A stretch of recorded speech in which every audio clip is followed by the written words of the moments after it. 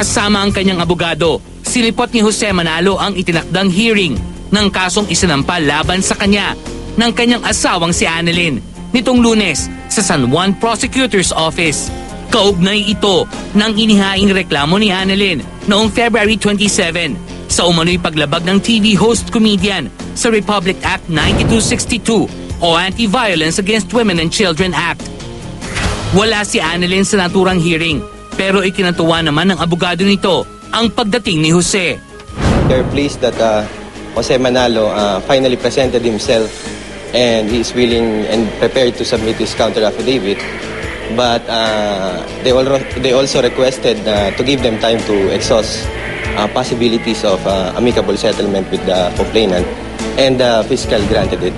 Napag-alaman na pinayuhan ng piskalya ang magkabilang panig upang ayusin ang kanilang problema bago maghain ng counter affidavit si Jose.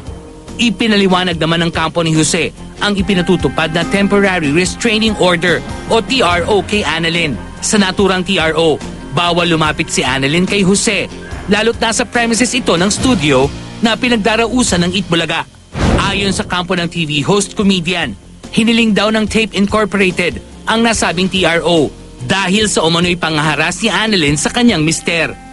Bagamat naging matipid naman sa kanyang pahayag si Jose, nangako itong dadalo sa susunod na pagdinig sa ikalawang linggo ng Abril. Ito'y kahit galing daw ang buong Itbulaga Dabarkads mula sa kanilang US tour. Net lang uli yung hearing. Yun lang, para maayos lang.